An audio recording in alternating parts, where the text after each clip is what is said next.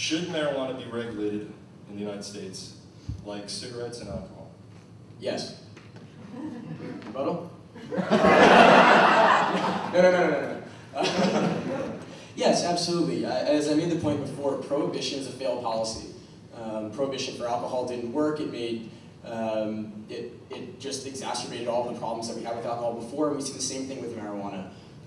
There's nothing wrong with the responsible use of marijuana by adults.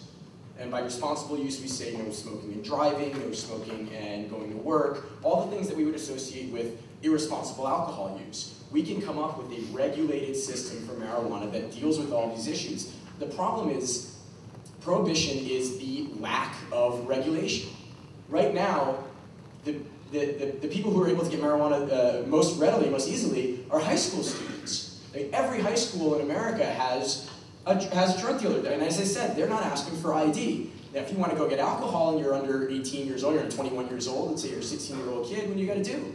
Well, you got to get a fake ID. It's pretty hard with ID technology, and you pay somebody who's older to get it for you. It's a little bit difficult. Every high school in America has a drug dealer that will sell to just about anybody who wants it. This is the absolute lack of control. Let's talk about zoning regulations. With alcohol, you can't just walk into any store in the United States and buy alcohol. You have to go to very regulated, stores. You have to go to, depending on the store you're in, a package store or a government-run liquor store. There are very strict regulations. You can't smoke, you can't drink and drive. You have to be a certain age to buy it.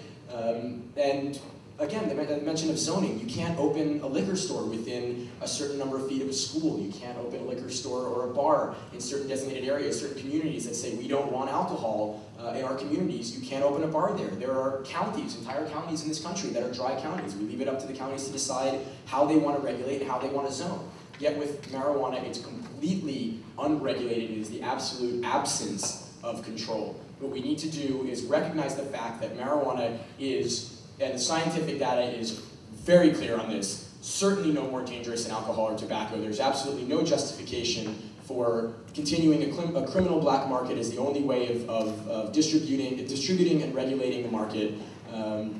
We need to do something about this. We need to create a legal, regulated, zoned, taxed, and controlled market for marijuana. As part of my rebuttal, am I allowed to ask Chris a question? Okay, Chris, would you legalize marijuana for kids? Absolutely not. That's not what I'm talking about. No, thank you. No. Marijuana today is legal for kids. Chris, would you legalize marijuana for kids? As I said, it is legal for kids. No. Chris, No. don't say no, you're not one. Can you please define age? 21, 18, let's pick So, like drinking wise? No, my question is, would you legalize it? For kids. Yes, would you? That's exactly what I just said. The So regulation comes with age control. The answer is you wouldn't. Essentially. Thank you. Then I guess the question I would ask you is, if we legalize it for adults and don't legalize it for kids, how does that make the availability issue for kids any different than it is now? Because I guess I would argue with you is, unless we are both ready to legalize marijuana for anybody who wants it, anytime they want it, there will continue to be that exact same black market for kids. And we don't solve the kid problem either way. I would just ask, you guys are not that far out of high school. How many high school alcohol dealers do you guys have in your schools? I'm from a dry county in Kentucky, so we do. Where you have prohibition, you had one in a dry county in Kentucky. Okay. Again, this is not an issue of whether we should legalize it for kids. But Chris, the entire issue you talked about was kids. I guess I would argue with you that following your system, which is a rational system, but it wouldn't affect the issue of kids, because there would still be kids getting it illegally in the exact same numbers that there are today. And there are still kids getting alcohol legally in high numbers today, and yet we don't arrest and prosecute people for using or selling alcohol. Let me point out once again, where you and I agree, I do not believe anybody should be thrown in prison for the use of any drug. I think that's a stupid policy. And by the way, Chris, you made a few strong factual errors in your opening The federal government does not arrest 800,000 people. I didn't say the federal government, we arrest 800,000. Okay. And Most of those are state. secondly, and you're absolutely right, nobody ever died from, as far as I know, from an overdose of marijuana, but nobody ever died from an overdose of tobacco either. That doesn't make it safe. They are both, the dangers, we both agree, are long-term dangers. So let's not play cute on issues that are not the real issue. The real issue is recreational marijuana use, and are Americans ready to accept it? Do I believe people should be thrown in prison? Absolutely not. But I also believe if we adopt the system you're advocating, in fact, we have virtually zero effect on high school kids using drugs. It'll end up the exact same place, except we will have far more adults using. I would assume even you agree with that. And we will probably have more kids using because they will have been given society's imprimatur. Well, I can't say that I agree that we would have a huge spike in adult use of marijuana if it were to be legal.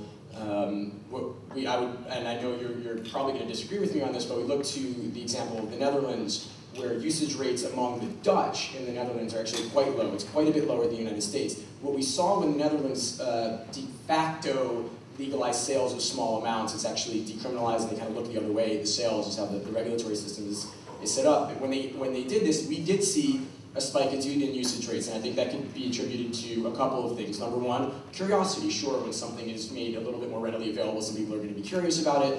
I think, moreover, though, you had more people who were honest about reporting it. Let's be honest here, when the federal government comes to your house and asks you, do you smoke marijuana, a lot of people are going to lie about it. If they come to your house and ask you if you drink alcohol, you've got no reason to lie, you're not doing anything illegal. So I think the reporting numbers are going to go way up. But then what we did see over the period of the next 20 or so years was a gradual decline to the point where marijuana is now, marijuana usage rates in the Netherlands are now below the usage rates here in the United States. And when we're talking about young people, the average age that somebody uses marijuana in the United States for the first time is 16 years old. In the Netherlands, it's 20 years old. Marijuana use did go up in the Netherlands amongst Dutch for about 7 years. It has since leveled off, gone down a little bit. But if you look at the 20-year trend line, and let's look at the beginning, the modern age of drug use in the United States, I think started in 1967.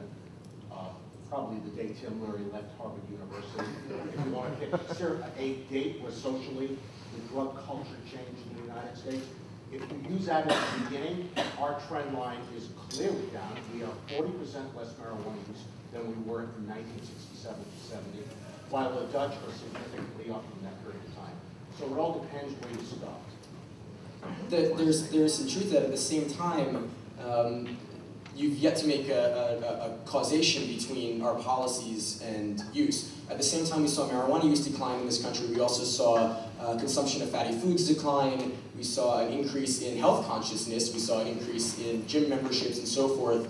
While at the same time, during the 1990s, when we saw an increase in marijuana arrests from about 300,000 to close to 800,000, we saw an increase in marijuana use. So I would argue that usage rates either go up or down, irrespective of our policies. I guess if you do not believe or will not state publicly that marijuana use would go up, at least in the short run, maybe 5 to 10 years, if we legalized it, then you are honestly the only person I know on the reform side who will not say that.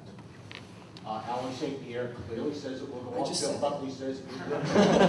I just said it. I said you might see an initial spike, partly out of curiosity. Initial spike, maybe 5 to 10 years. I don't know how long that would be, and I think a lot of that would have to do with the reporting mechanisms. Again, people now are asked if they use marijuana. A lot of people are inclined to lie about it because, let's face it, they're being asked by the government. I think they're going to be a lot more likely to be honest about that if marijuana were to be legal and tax regulated.